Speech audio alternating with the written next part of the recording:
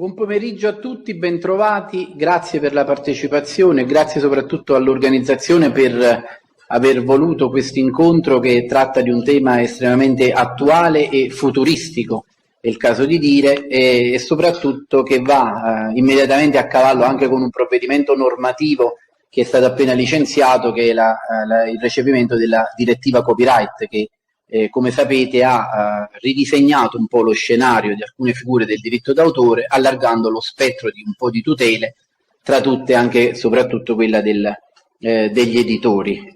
A tal fine mi permetto di aprire un inciso portando il saluto del sottosegretario Moles, che è sottosegretario alla Presidenza del Consiglio dei Ministri con delega all'informazione e all'editoria, di cui sono consigliere.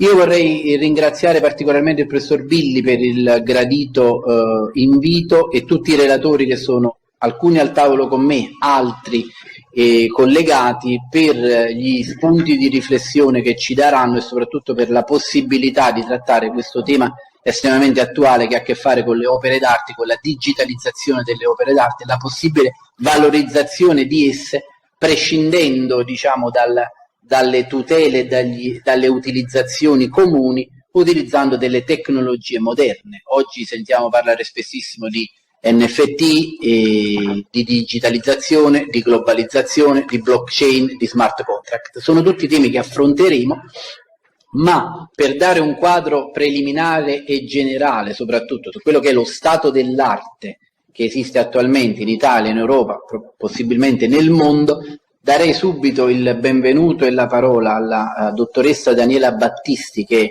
capo delle relazioni internazionali del Ministero della transizione digitale, che ci farà un quadro su quella che è attualmente la diciamo, prospettiva italiana e internazionale all'esito anche del G20 in materia di digitalizzazione. La relazione che ci farà è titolata Digital Beyond. Her speech is titled Digital Beyond Borders, the Outcomes of the G20 Italian Presidency. The floor goes to you. Good afternoon to all of you. Thank you. Thanks a lot for the very kind invitation.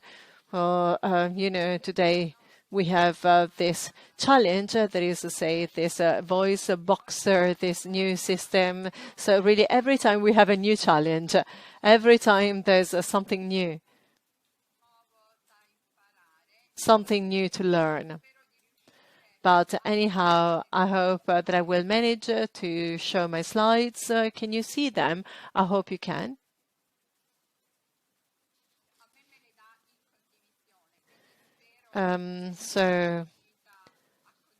Well, I hope you can see my screen.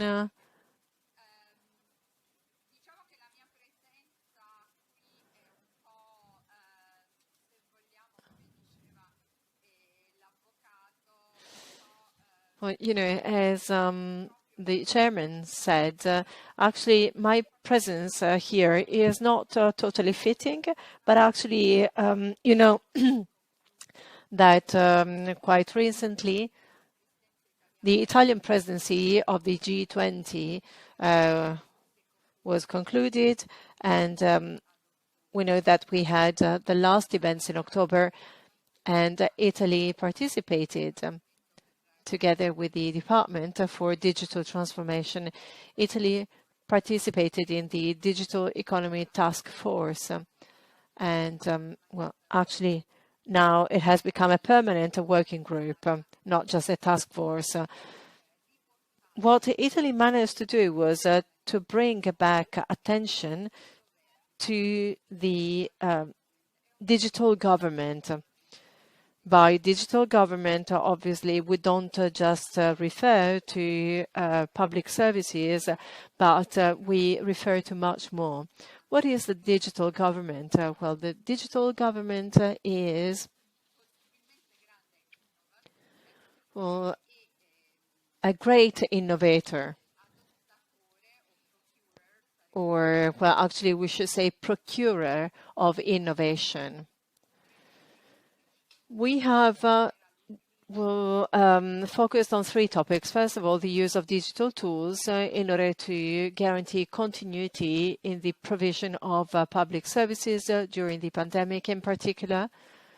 and well, specifically those systems based on machine learning or artificial intelligence. Second topic was the digital identity practices. As you know, in Europe, this is a very important topic because, you know, this is the enabler of digital services, not just at national level, but also cross-border.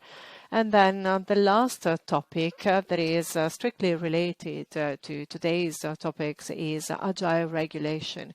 And later on, I will tell you a bit more about each one of these topics. So, as I said, the compendium was actually a collection of 120 good practices on how digital technologies can help governments to better serve their citizens.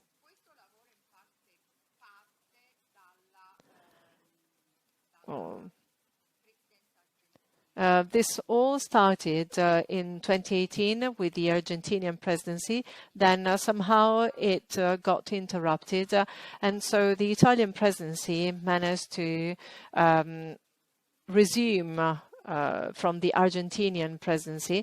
It was mainly a data collection activity. We involved all the members, all the membership. We had 13 countries that provided responses. And we were also supported by the OECD that has an observatory, an AI observatory, but also a public sector innovation observatory that is extremely useful. And the compendium obviously is available, just like the other two reports. It is available on the website of the Ministry for Digital Transition and Technological Innovation. So we are actually not a ministry, we are a department.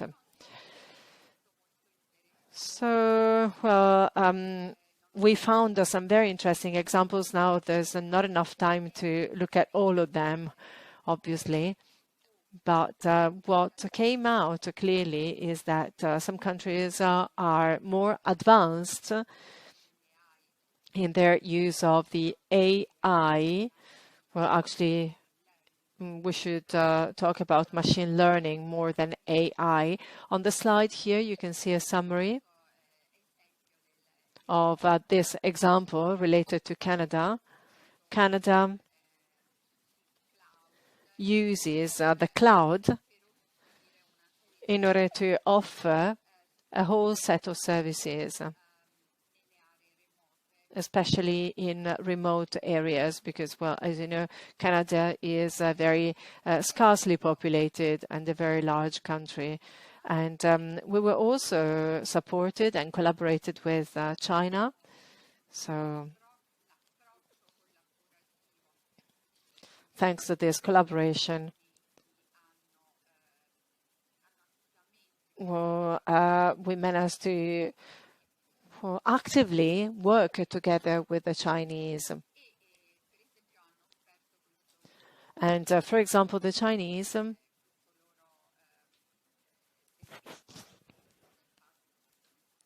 talked to us about this citizen pass, business pass, which proved to be very useful, especially during the pandemic. Obviously, this is all within the G20.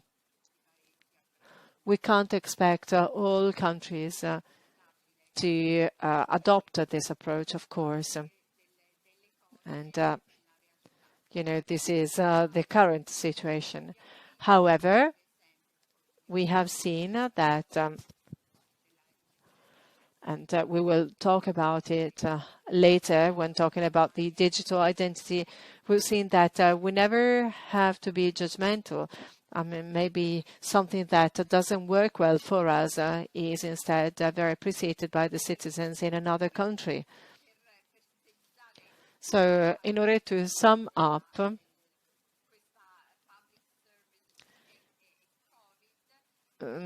with regard to public services and COVID, what we have seen is that, well, in fact, the advanced digitalization of public services has allowed all our members to continue providing services, especially those based on the provision of information, provision of documentation, certificates, and also the digitalization allowed us to implement some solutions, for example, our Green Pass or some measures for the control of social distancing. With regard to the G20, and I'll try to be very, very quick, very brief, we always conceive digital identity as well, a system to verify the identity of people. So instead, in this case, we have shifted our attention towards the provision of services. So actually, thanks to digital identity, it's much easier. It's much easier not just to guarantee safe, secure and efficient services, but thanks to the digital identity, you can also ensure trust between citizens and institutions or service providers. And without the digital identity, it wouldn't be so easy. This is actually very interesting because you can see here that the digital identity is actually widely used at the moment. And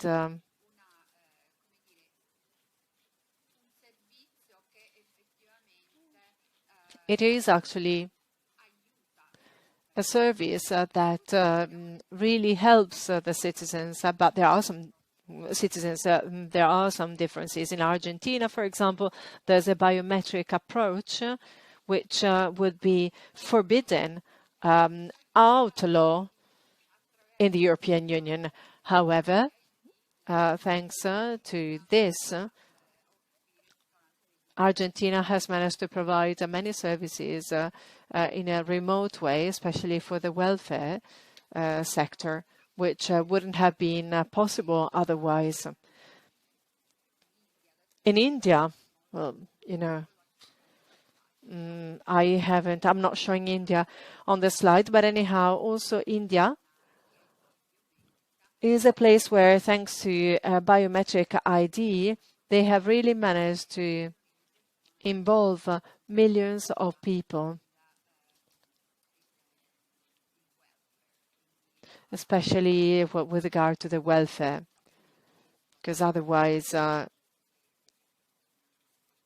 people would have needed to go to the desk, and during the pandemic that was not possible. And then we also have the example of Australia.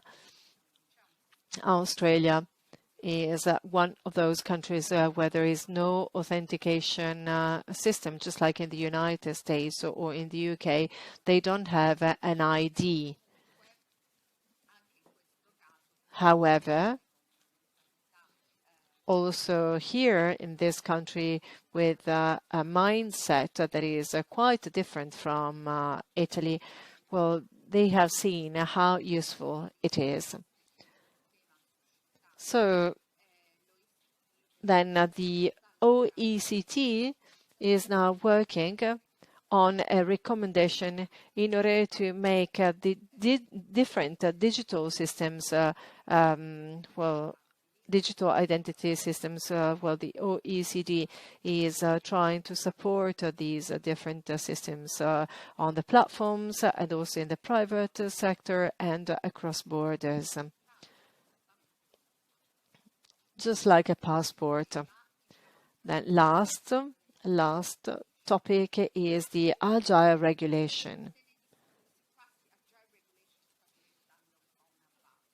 Well, Agile Regulation is becoming a sort of a password nowadays.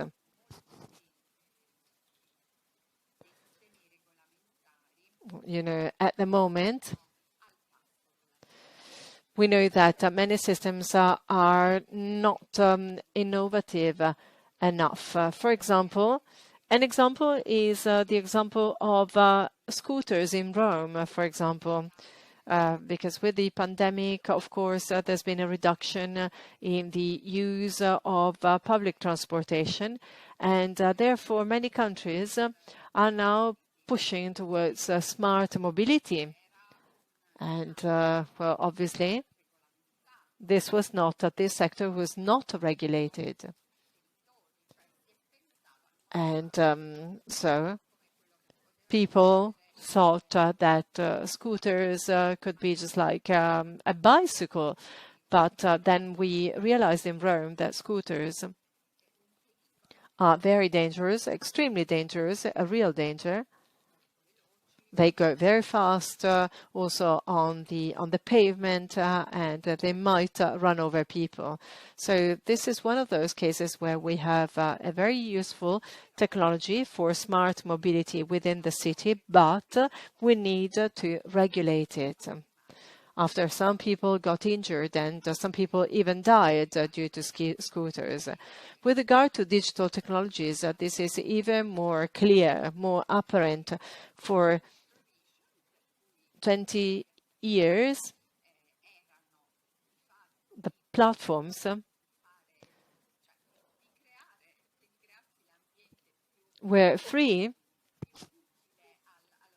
to create any environment which could be useful to their business. But now we are starting to think about the last 20 years, where there's been a total deregulation, total lack of regulation.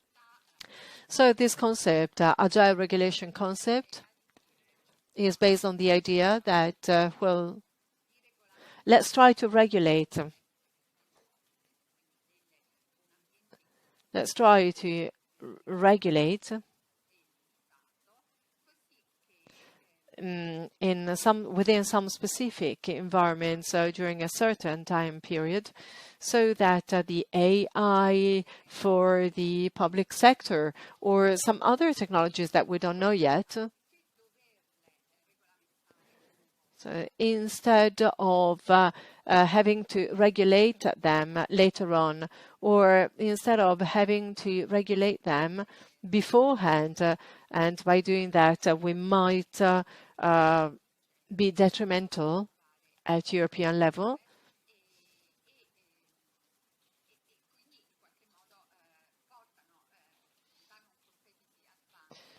And so there might be some competitive advantages out of Europe, and we want to avoid that.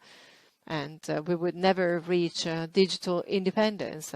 So the Italian government is now dealing with this topic. And last year we had the law, Sperimentazione Italia, with the introduction of regulatory boxes, which are part of the Agile Regulation. And, well, we see that the European countries are now working on it, on this Agile concept. And we're also trying to implement knowledge sharing, and we have obtained a very positive response by the membership.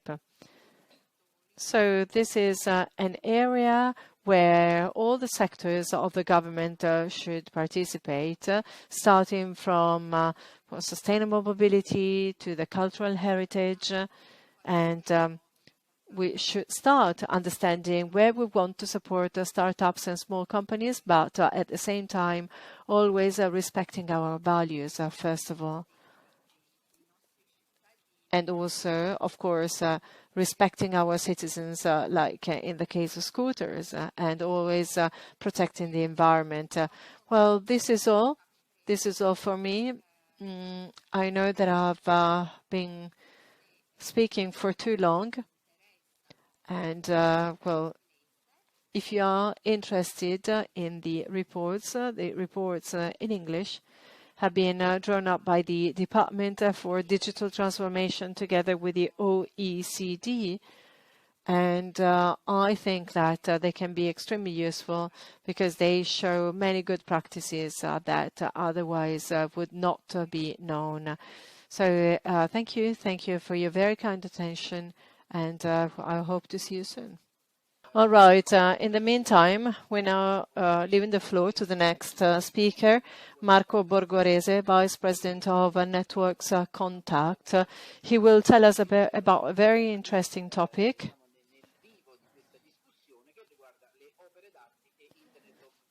We will hear about works of art, new emerging models based on blockchain.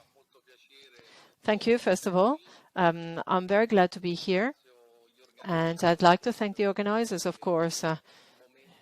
Well, Professor Rambelli, thank you. And also thanks, Professor Maietta, and thanks to the other colleagues of this panel. We're here in this beautiful place. For those who are here, well, we're all enjoying this beautiful context.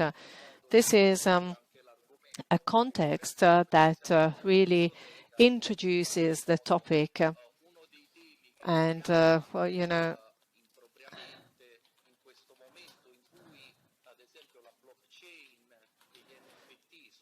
we're going to talk about, well, the NFT and the blockchain.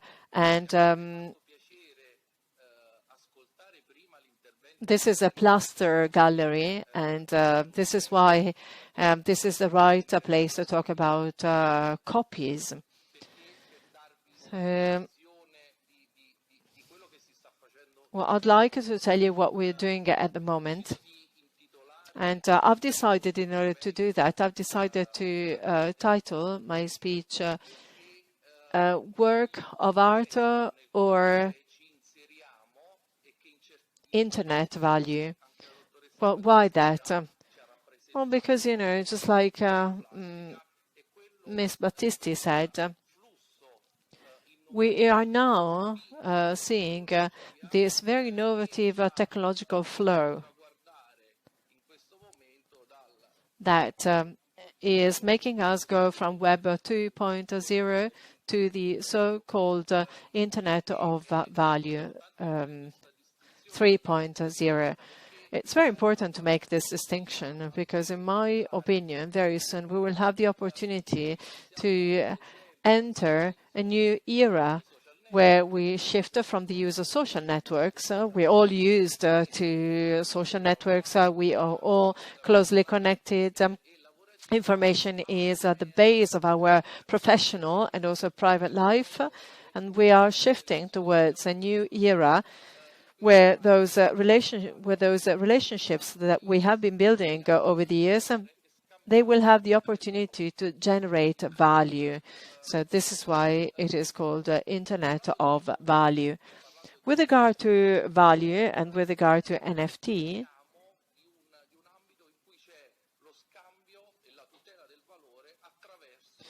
we are talking about the exchange of value.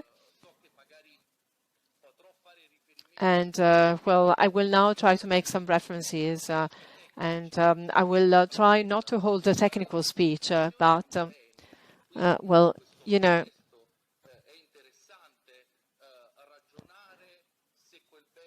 it's always very interesting to see what happens if an object is a work of art. The blockchain enables us to trace back the history of these assets or objects, and also to trace back the information related to the assets. And obviously, this doesn't mean necessarily that we are having its digitalization, that is to say, digital reproduction of the object. The value I was talking about consists of the information connected to the NFT, so to what it represents. The blockchain is one of the technologies that are defined as distributed ledgers, that is to say, technology that is distributed. The blockchain is characterized by the democratic sharing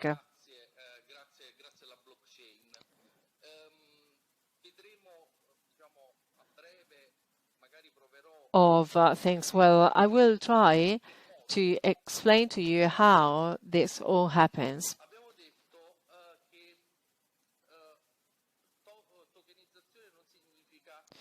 So, as we said,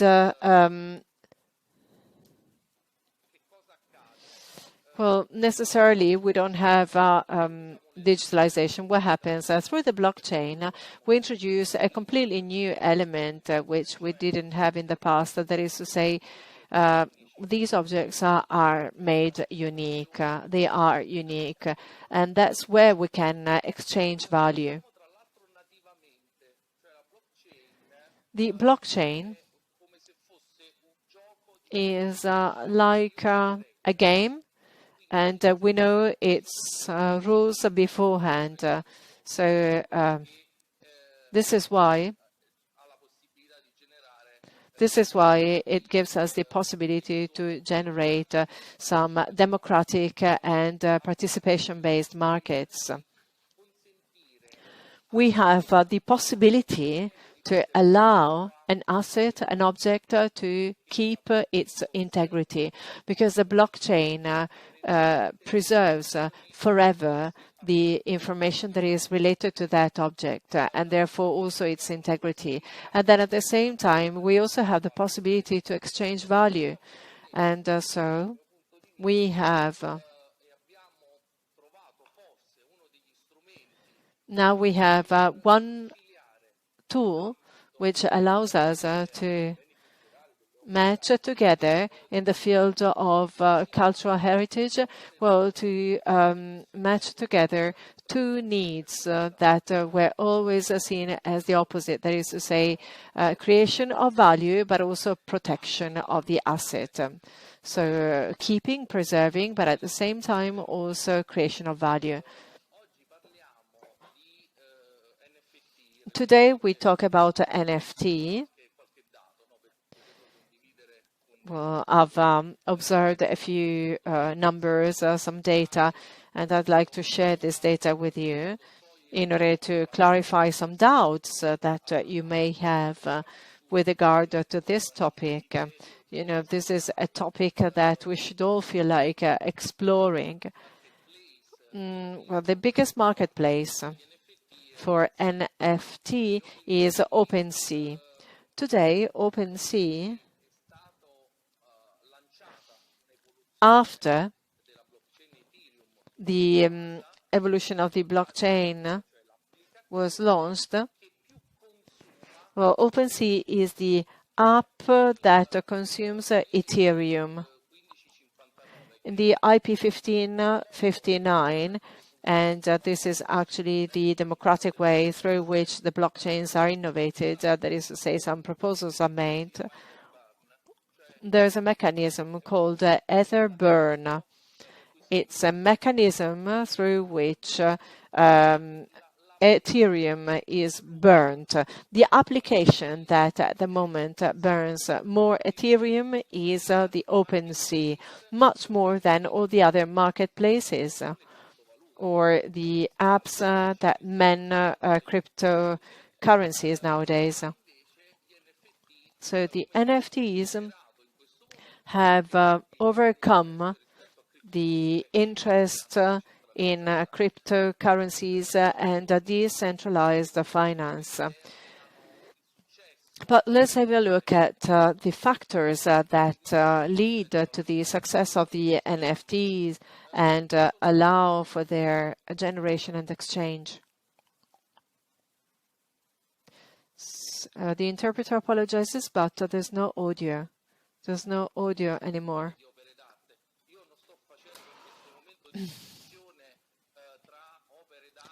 So I'm making no distinction between digital works of art. Sorry again, there are some technical problems and the interpreter cannot hear the speaker. There's no audio from the room.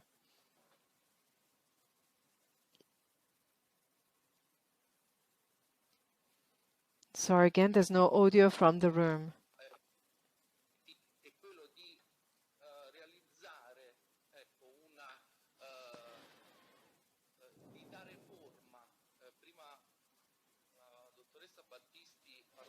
No, Dr. Battisti, when talking about digital identity,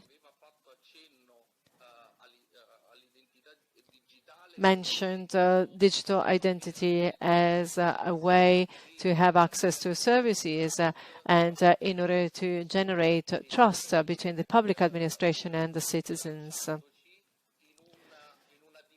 So she highlighted the importance of the link between virtual and non-virtual.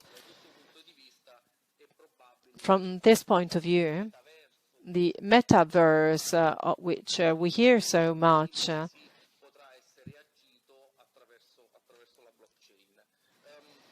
will be supported by the blockchain soon. Well, going back to NFTs, why can we say that they can protect a work of art? They do it natively thanks to the possibility to certify every characteristic, tangible and intangible. If we just think about the size, well, I see Bernardine on the screen. She is connecting right now.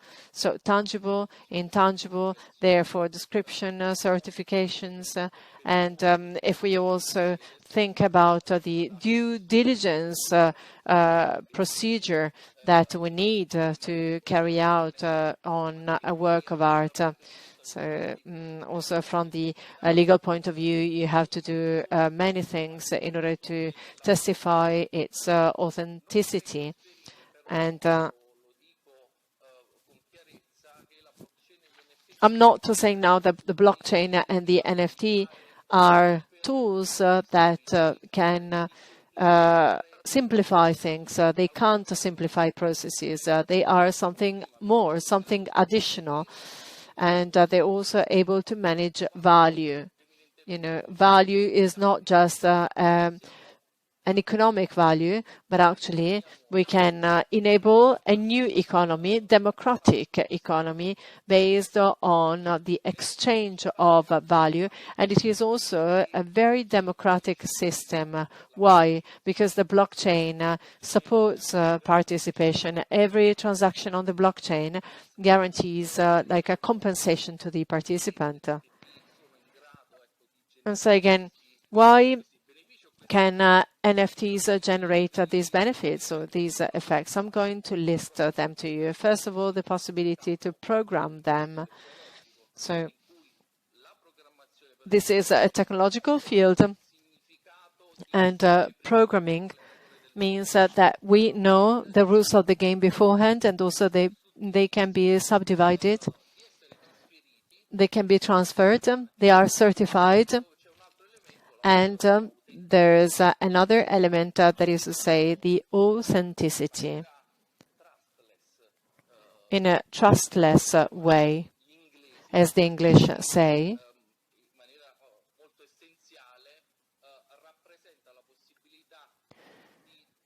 So this means that it is possible to manage exchanges and relations without having to rely on a third party.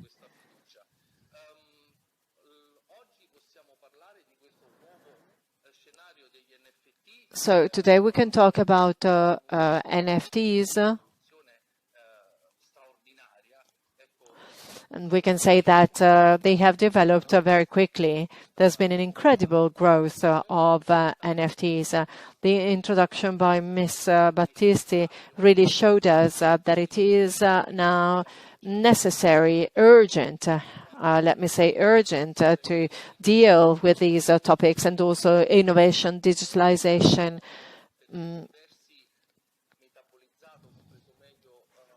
Well, these are things that we have understood very well due to the pandemic. We have found ourselves in a totally different world due to the pandemic,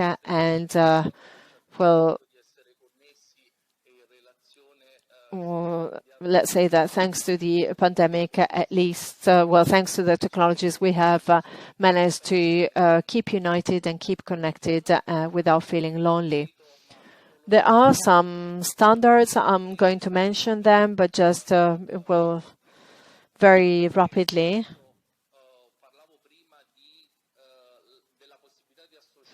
I was telling you about the possibility to associate information to an asset. The ERC 721, ERC 55.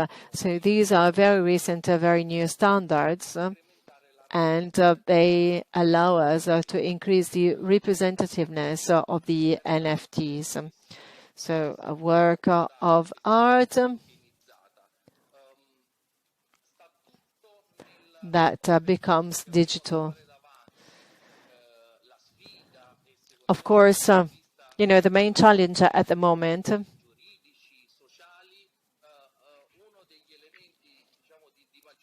are that we are looking for some new NFTs at the moment by looking for new types of metadata.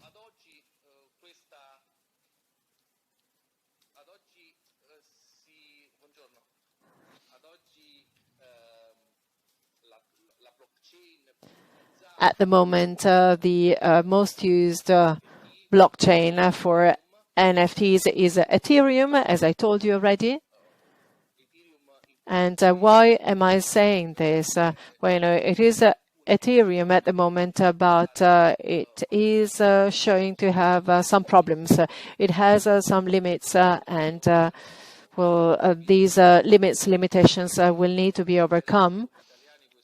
As Italians, we're quite keen on this topic. Ethereum is too expensive when it comes to transactions, and this is not just, well, being expensive from the economic point of view. As you know, the blockchains, the first ones especially, those that have a certain structure, they need a lot of electricity because they need a lot of processing power. But this problem will be solved thanks to the introduction of new standards soon. These are highly congested networks, and therefore what we can do, well, today is limited. But there are some other alternative emerging systems that don't need so many calculations. Cardano, for example, Kronos, Terra, and the last one, Algorand. Algorand is Italian because the founder, Professor Micali, graduated in Boston. Sorry, at La Sapienza before going to Boston. He's a very important mathematician. And he founded Algorand. What is Algorand? It is a blockchain. It is green. It doesn't consume electricity. And this is why, you know, it is very important to consider also the impact on the environment at the moment, as we all know. And I'd like to tell you again that the NFTs soon will not be just linked to Ethereum. You know that the blockchains are the result of well, different communities working together, participating together, so probably we will have more new ones. What else can I say?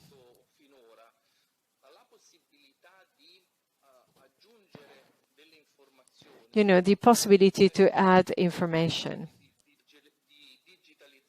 within this digitalization context. We have on one side the technologies, on the other side we have the importance of information, as I've been telling.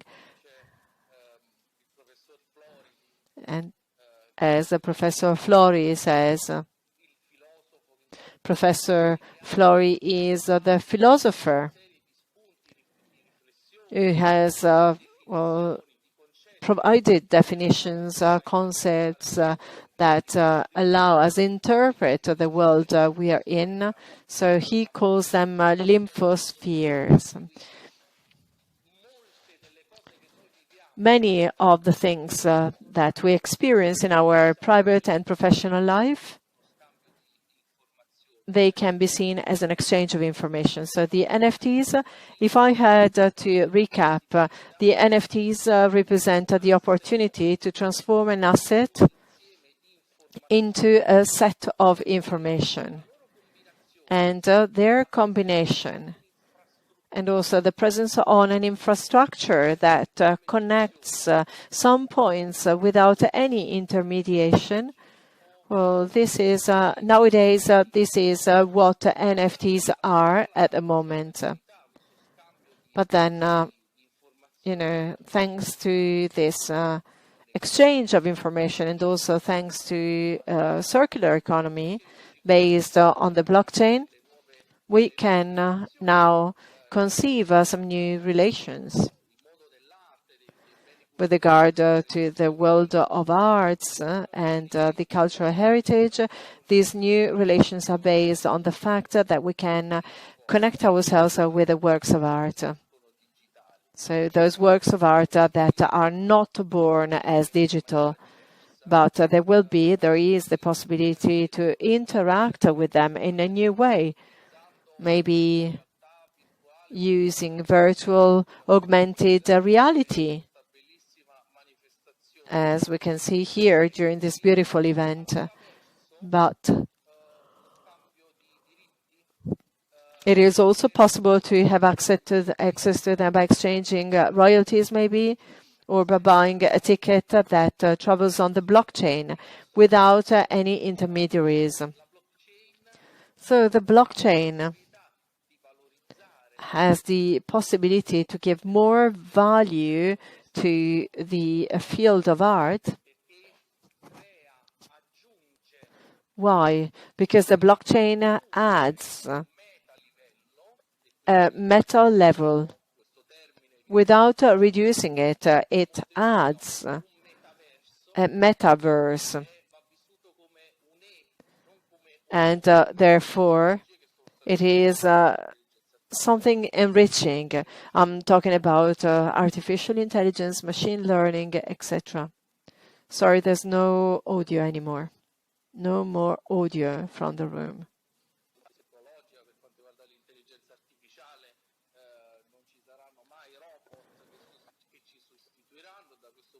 I'm quite sure there will be no robot replacing human beings, even if we have artificial intelligence from the philosophical point of view. And instead, the artificial intelligence is here to increase our abilities. If we use these concepts on the blockchain, and we use these concepts in the field of the cultural heritage, the promotion of the works of art, we will understand certainly much more how important this movement is. It is not just a technology. All right, I'm going to conclude now.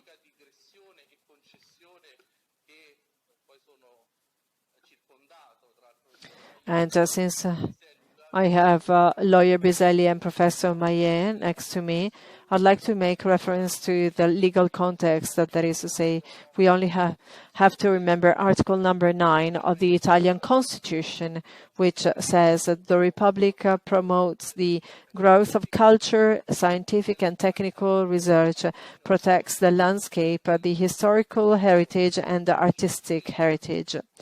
So, like I said before, we need to find a meeting point between protection and economic value. But actually, I'm discovering that this is nothing new. And, well, with regard to Italy and the fact that we are Italian, you know, this article of our constitution makes our constitution as one of the very few cultural constitutions in the world. our founding fathers who wrote this article, which also makes reference to the Republic and not to the state. Probably they tried to tell us in a deep way that some topics have to be interpreted in a democratic way, just like a blockchain can do. Thank you. Thank you. Thank you, Borgherese. Thank you. Thanks, Marco. Well, actually, I would have many questions for you, Marco, Well, for sure, legal experts will have a lot of work to do in the next few years. It's beautiful to... it's beautiful to talk about promotion and also the exchange of information in the field of the cultural industry. For sure, the NFTs can help us a lot. They can be used as revenues for museums and digitalization, but I'm quite worried about the consequences of some things. For example, I read of an American company that bought a work of art by Banksy, certified it with the NFT, and then destroyed it. Because, NFTs give us the certification, the integrity of a work of art. And, well, I could certify and also have just one part of the work of art circulate. But it becomes like a multi-property of a work of art. But then we also have another problem, that is to say the certainty of the integrity. I mean, if tomorrow a painting is stolen, I go and look for it, I may find it again and bring it home. But if the NFT is stolen, well, first of all, we can't do anything about the authenticity mechanisms. So if we have no possibility to do anything about it, what will be the destiny of that work of art? Well, first of all, it's been stolen, lost, and so I think we need to find a meeting point between the needs of the past and the future. So, that, well, the economy has to meet with the IT. So, and law. That, well, there are now some technologies that are developing so fast, and this is clearly an advantage, but there are also some criticalities. I'm sure that we're making progress, that's for sure, but from the legal point of view related to, well, the circulation of the works of art, how to recover the identity of the NFT in case it is stolen, etc. These are just comments on my side, and well, I'd like to have more meetings like this one in the future. And now I'm going to introduce Professor Bernardine Broker. I think she's connected with us. She's a CEO of the Vastari Group, Physical to Digital Case Study of Museum NFT Economy. If you are here with us, we'll be very happy to listen to you. Yes, I am here, and very happy to be here from the United Kingdom. Thank you so much for having me as a speaker, and it was very interesting to hear both of the previous presentations. As mentioned, I will be discussing this from the point of view of museums, particularly with the phenomenon of NFTs. So let me just share my screen briefly so that we can start. One moment. I'm sharing it now. Here we go. As mentioned, my presentation is about physical to digital and looking at the case study of museums and the NFT economy. A bit about myself. Vastari Group operates two entities called Vastari and Vastari Labs. Vastari has been around since 2012, and we are an online marketplace built in the cloud, very much Web 2 technology, where museums are able to connect with collectors, exhibition producers, and other museums for exhibition content. This platform was growing a lot, with in 2019, $2 billion worth of art and historical content going to new venues for exhibitions, which was the double of what we did in 2018. But of course, with the pandemic, we had the very large closures across the industry of museums, and we saw that museums needed to engage with audiences digitally. So as a result of all of the research that we did during 2020, in 2021, we set up Vastari Labs, which is looking at helping museums to explore Web3 and the technologies that are developing and how they can coexist with museums. And particularly, we are using our experiences both as a member of the International Council of Museums, the American Alliance for Museums, but also as thought leaders in the blockchain space, having organized the Christie's Art and Tech Summit in 2018, exploring blockchain, where one of the panels was about NFTs before the topic NFTs or the terminology NFT was even invented. So we have been thinking about this for a very long time. We also are founding members of the Art Identification Standard Consortium, which is looking to see how the blockchain can help with digital identifiers, as the first presenter discussed in this new world, and looking at how verifiable credentials can be identified within the art market. But let's think about what is happening today. So as I mentioned, Vastari has been going for 10 years and we facilitate exhibitions. When we started, the main exhibitions that we facilitated were physical objects going to physical venues. So you have a Picasso going to a museum to be exhibited within a Picasso exhibition.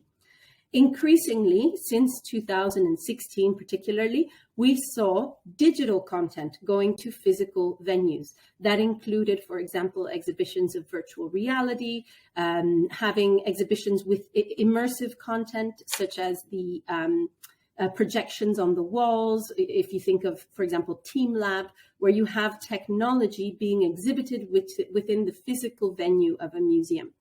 But what happened with the pandemic is that we had to rethink how exhibitions work.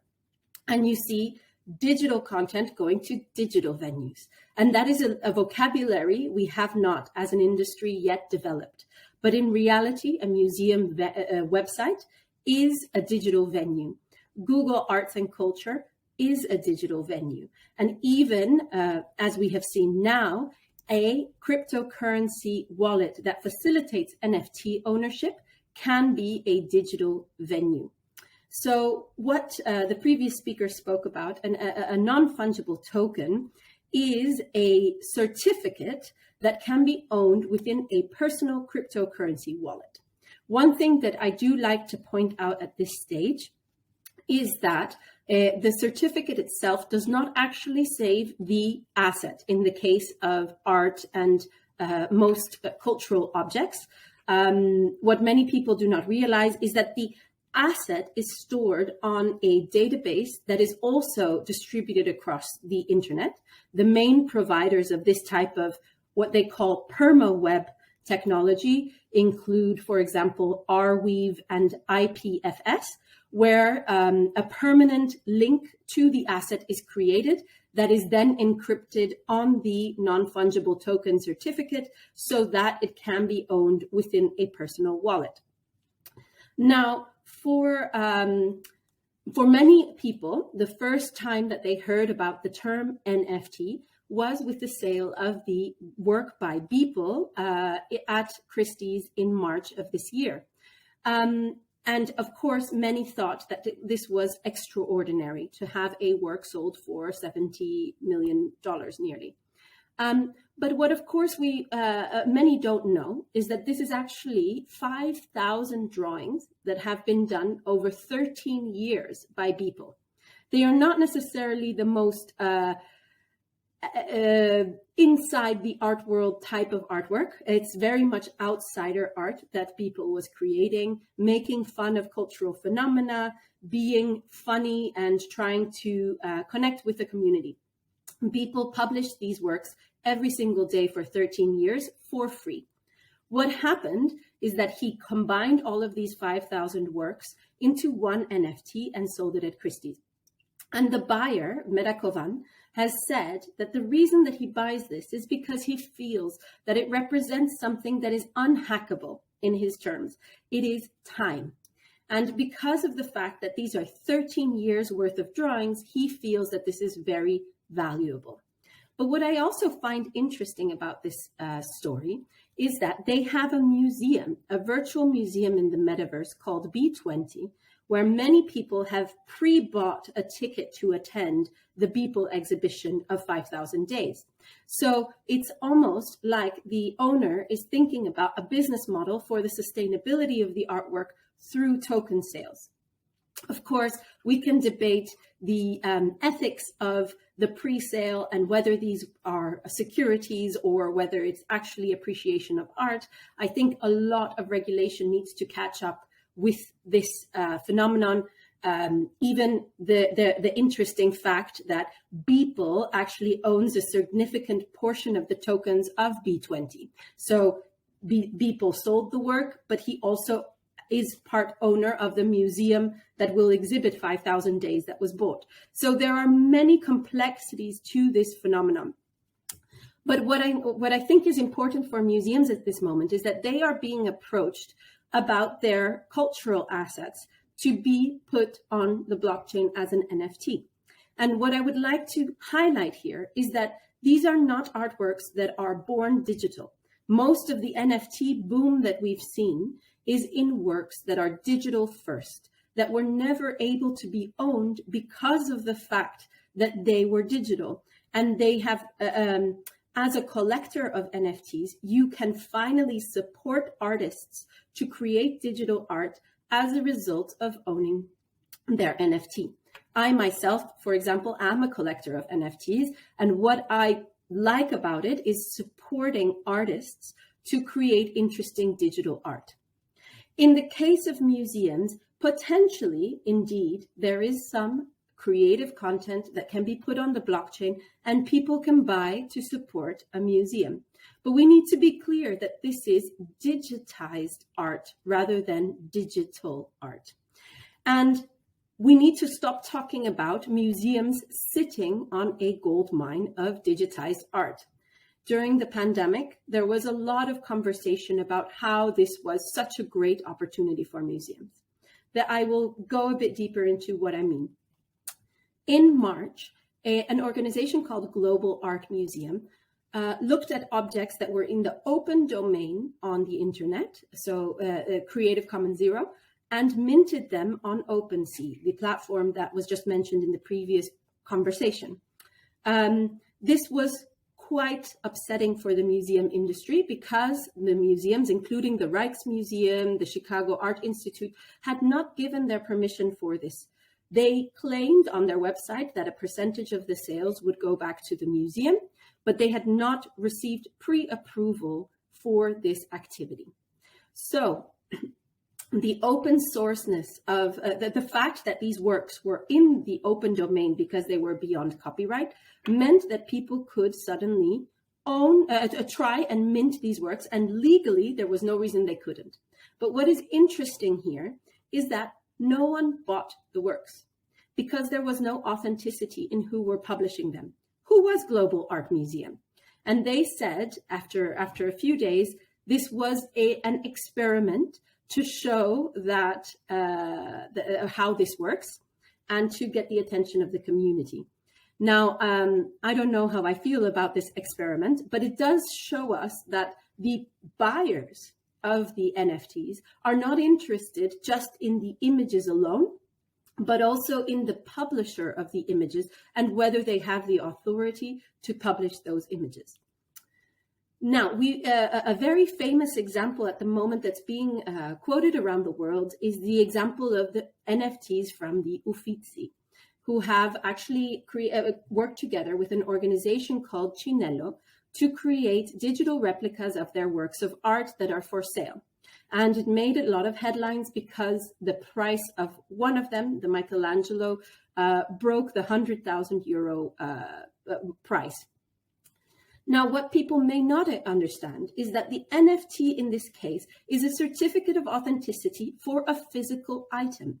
This man is standing in front of one of these digital artworks that is framed around a television, the exact replica and size of the original artwork, but it is a digital image. So this is actually a physical object that can be exhibited in a physical venue, and the NFT in this case is more of a certificate of authenticity that it is approved by the Uffizi to be sold. So the NFT is not the artwork. And I think that lots of the people do not realize this, and it's not even how it is published on the internet, or the journalists reporting it have not really been clear about this digitized artwork. Another example comes from the Hermitage, where a lot of headlines have been going around about them selling their digitized artworks of Da Vinci, Monet, Van Gogh, etc. on the Binance Smart Chain. However, what also is important to note here is that the director of the Hermitage has made it clear that this is an NFT of the artwork and not a representation of the original artwork by, as you can see here, signing the bottom right of the image to be clear that this is not the Da Vinci, this is the NFT of the Da Vinci. Furthermore, what the Hermitage did, which was much more conscientious about this idea of the difference between the physical work of art and the digitized version, is they made two copies, one for sale and one that stays in the collection of the museum, meaning that if one was to speculate that these NFTs are somehow representing the artwork, 50% of that is owned by the museum still. I was involved with Vastari with another project relating to NFTs by the Whitworth in Manchester. It is an NFT inspired by The Ancient of Days by William Blake, and it is being sold on the Tezos blockchain, which is a green blockchain, as mentioned by the previous speaker. And it is an edition of 50 rather than an edition of 2.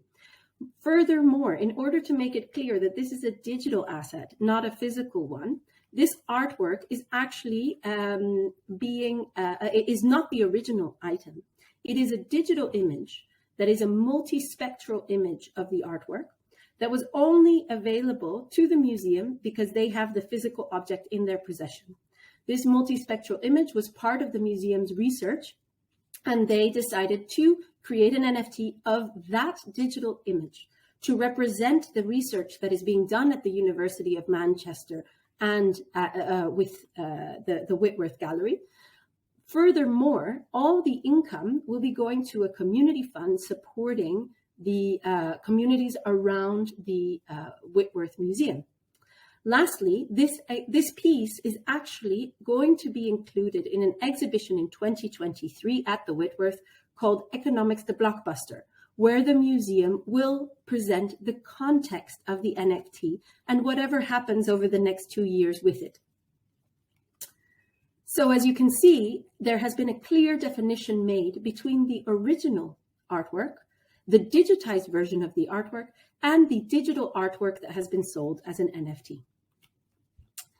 Recently, there is a new example of the British Museum collaborating with La Collection to sell artworks by Hokusai for their exhibition about Hokusai on the Ethereum blockchain.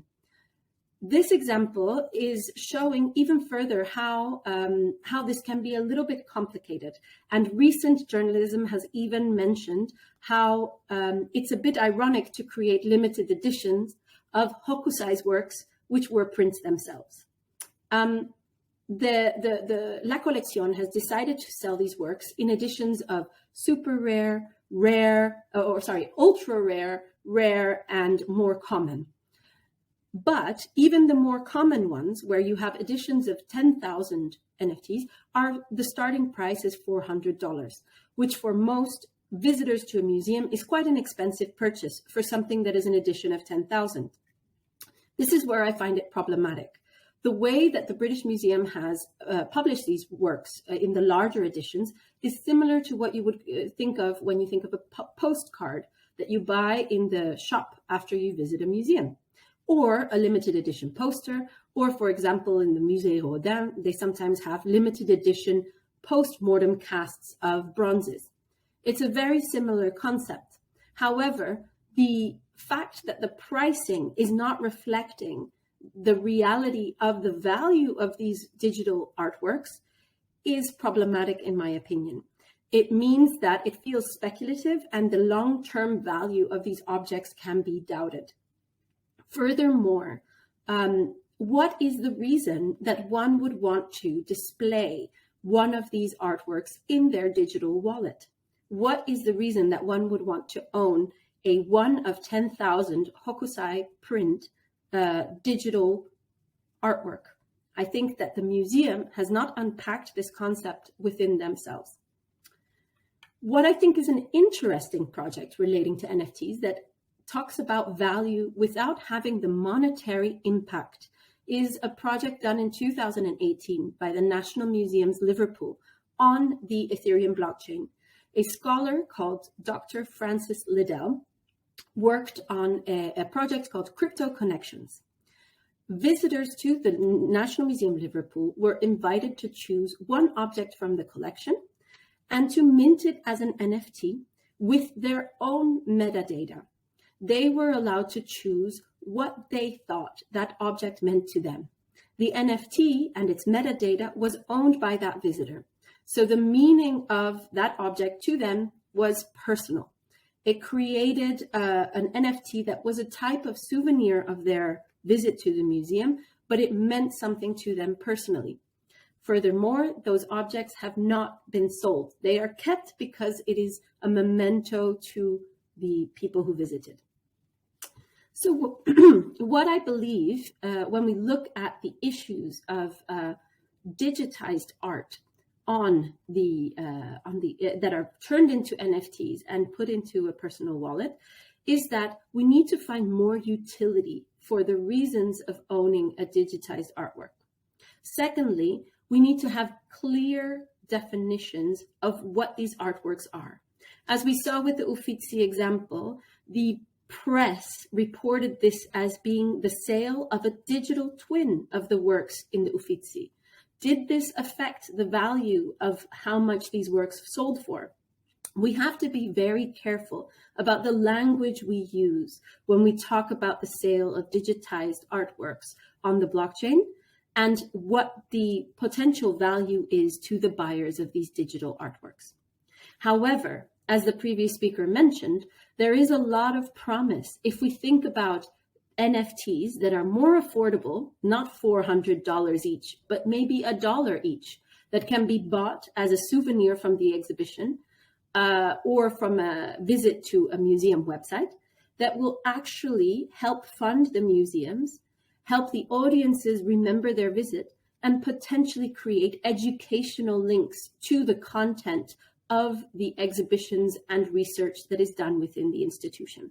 So I am very excited about the future of museums on Web3, but I hope that more museums will get good advice about how to handle this in terms of copyright, digitization, and business models. Thank you. Now the floor to the last, but not the least, obviously, but not least, Pierluigi Piselli, together with Serena Nardone. They will tell us about digital art.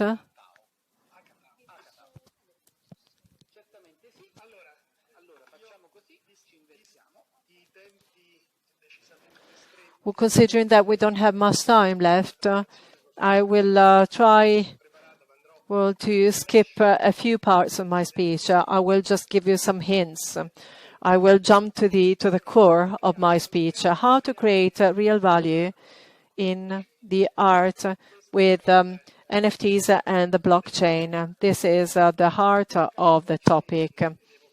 So evoking blockchains, NFTs, these are new technologies. So we are evoking new technologies, and we're now mentioning the network. So clearly, these are all exchanges that take place in the network. The network is characterized by a lack of rules and also the freedom in using all the data that is accessible on the network. So we have to relate all of this with the art, with royalties, and with legal aspects. This is the challenge that we are facing at the moment. This is a major challenge since, in a systematic way, we need to create interconnections between the technologies, the arts, and also the legal framework. And as Angelo said, we need to remember that, of course, we are now acting globally, so we are really part of just one world. It's not just, well, we're not just talking about the legal context of one country, but, and obviously legal experts are going crazy, trying to understand which laws they should apply. Then also digital art and digitalization of the art. These are two different worlds. Sometimes there's a meeting point, but these are two totally different things. The digitalization of the art may have let's say, may have its main purpose. As main purpose, well, it may be used by the museum for internal purpose in order to preserve the work of art over time. Or otherwise, if I want to create value, there are some new scenarios opening up.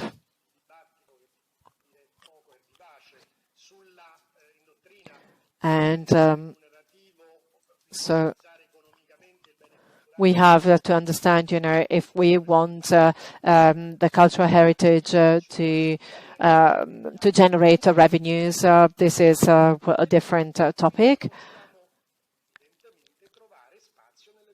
For sure, anyway, there are some new technologies and therefore NFTs and the blockchain.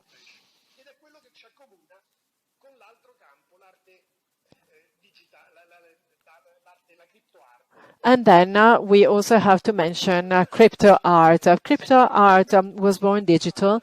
It developed, and also it has its own value that is independent. That doesn't depend on the physical version of the artwork.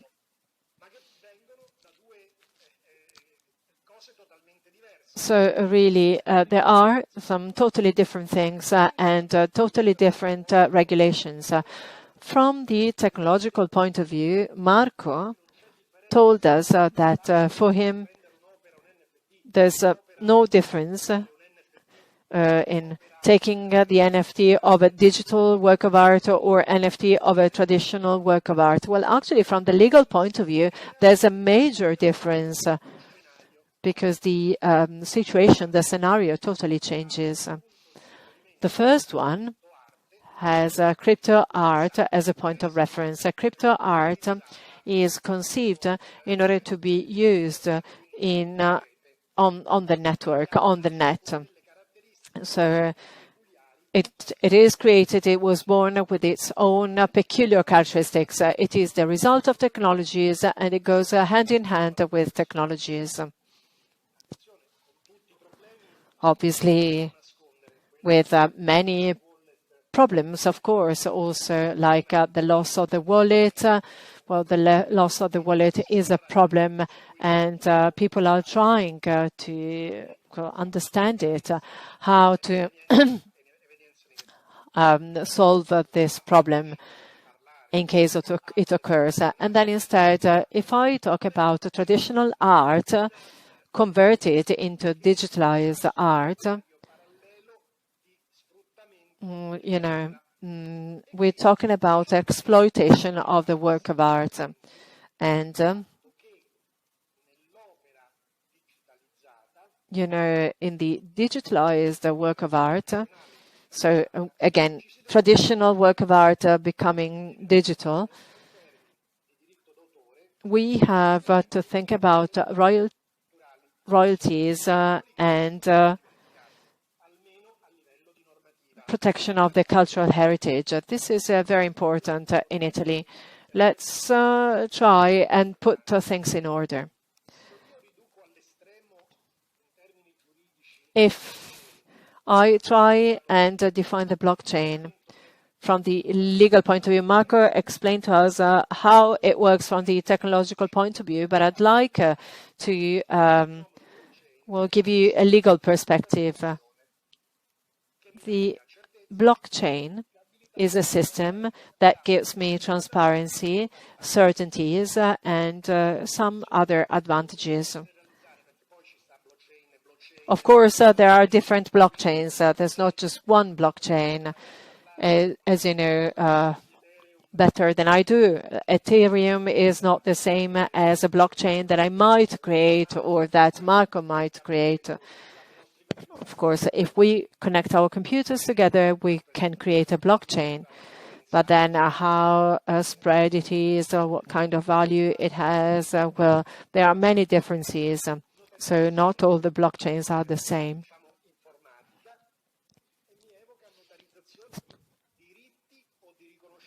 And then we also need to be aware of the law.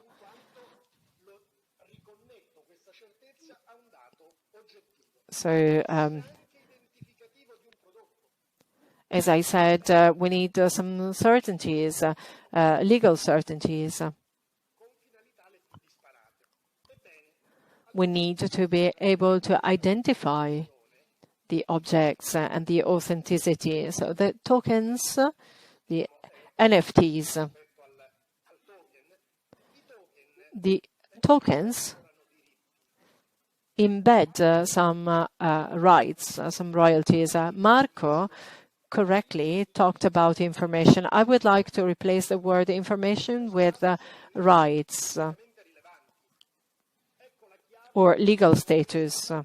This is the key if we want to create value.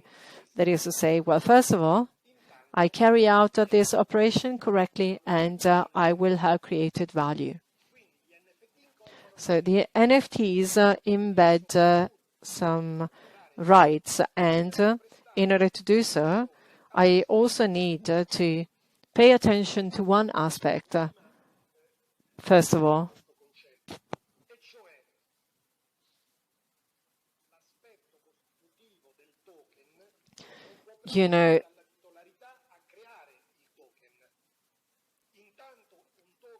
a token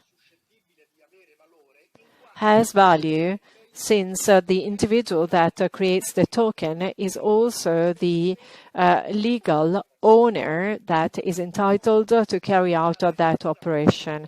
I can easily take a photo of a work of art and convert it in NFT, sorry. But if I don't have a relation with this work of art, it will be useless. And the chain will be interrupted. So this is a concept that we have to pay attention to. So the token entails rights, but when you create a token, you also need to introduce the title that legitimates the token. So if it is a living author, it will be the author having the right. Otherwise, if it is a work of art belonging to a museum, it will have to be the museum having this title. And obviously, the title will have a certain duration over time. That duration will be based on a concession. Third,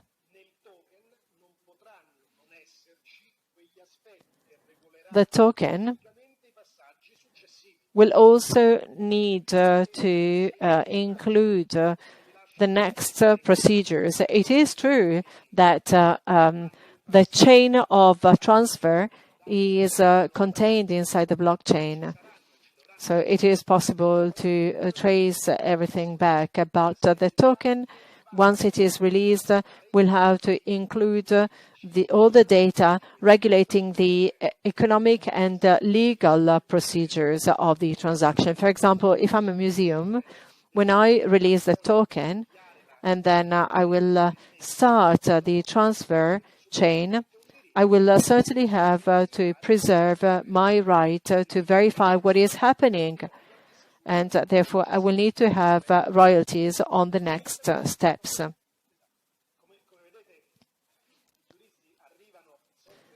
So as you can see, legal experts always come later. So a phenomenon is born, and then we provide that phenomenon with legal contents. But this is interesting, you see, because something becomes systemic. Something that derives from technologies becomes something systemic. And therefore, now it is part of a mechanism that can be compliant and valid. All right, so in order to conclude my speech, because I know that we are late, and then we have another presentation. Well, by doing this all, that is to say, well, we have a token that entails some rights and a token that keeps traces of what happens later on. Well, I would like to say that I totally agree with the previous speaker. She said, be careful, the NFT is not a work of art. I'd like to add, the NFT actually becomes a work of art. So there's a further step. That is to say,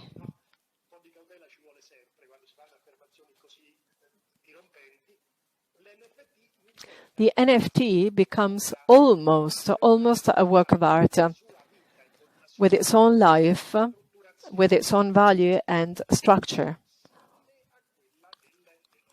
similar to the original.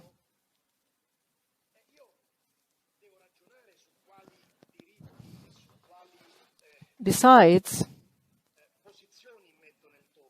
I also have to decide what kind of rights I want to insert into the token. We could have something very basic.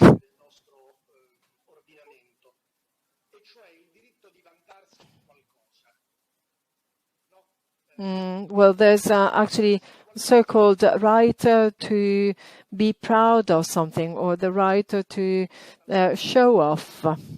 In a way, this is a totally intangible right. It's like, well, for example, I may make myself a plaque saying I am the owner of this token, and therefore I am the one that has made a transaction.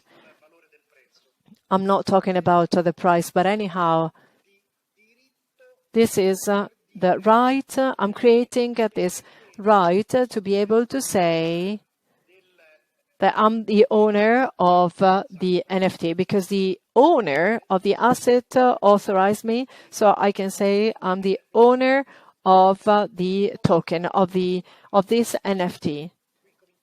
and I can be proud of it. So I think we should start studying this category, legal category. It's not totally unknown to us. We have representation, this is true. But if I win the Olympic Games, for example, I have a gold medal, and so I'm entitled to say I've beaten the world record. I'm the holder of the world record. In the sports field, it exists, the right to be proud of something. In the arts world, in the field of NFTs specifically, this is totally new, new and to be defined yet. So all these hints that I've been trying to give you today pave a new way to us, a totally new and unexplored land where we have the digitalization of the work of art. That is to say, I'm enjoying or I have access to the work of art in a totally different way. For example, the Sistine Chapel, Marco Balic had a show with the Sistine Chapel, projected Sistine Chapel at the auditorium in Rome. We saw that show many times. For sure, it is a totally different experience, very different from our visit to the Sistine Chapel in Rome. But certainly this is something that creates new emotions, different but also very strong emotions. Therefore, digitalization really opens up new scenarios, new ways to enjoy the asset. And then the release of NFTs opens up new scenarios from the economic point of view. And now I'm going to leave the floor to Ms. Nardoni, because we have made a project. What is the project about? Well, it was a challenge. It was a sort of a bet or a challenge. Well, we're talking about digitalized art, duet, the Akatao. They're called Akatao. They are artists. I convinced them to make a work of art which we titled Remix Me. So we encouraged some other digital artists to rethink this work of art. And then later on,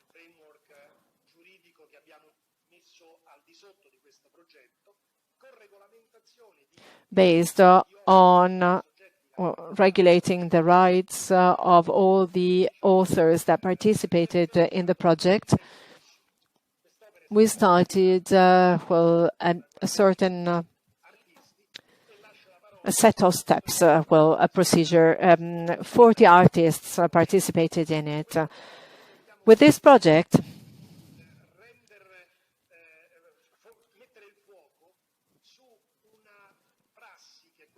we tried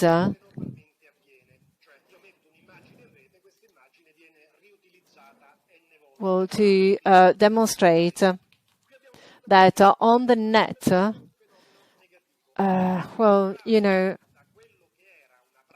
plagiarism is very widely spread.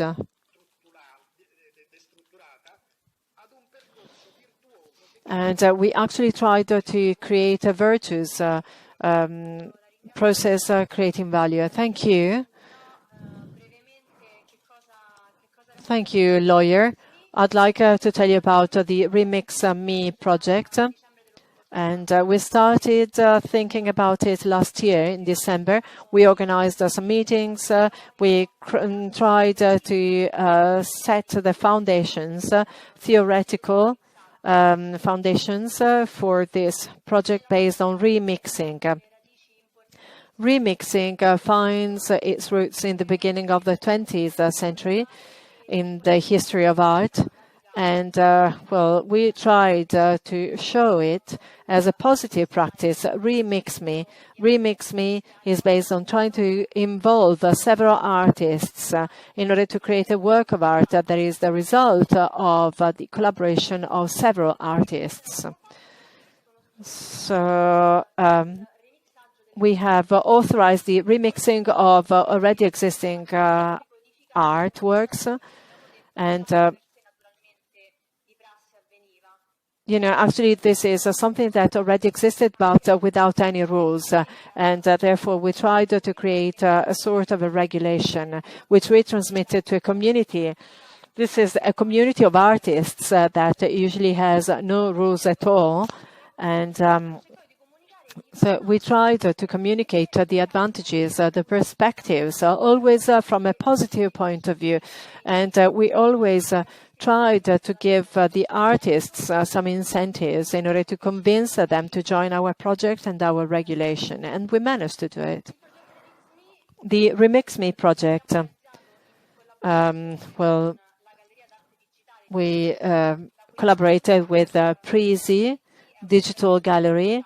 The founder is a curator of digital art, and together with Hakatao, they are a duo. They were born in Milan 2007, pioneers of crypto art since 2018. They are well known nowadays for their unique style. If you know about crypto art, you will certainly recognize their style. And it was really interesting. Well, our lawyer was the buyer.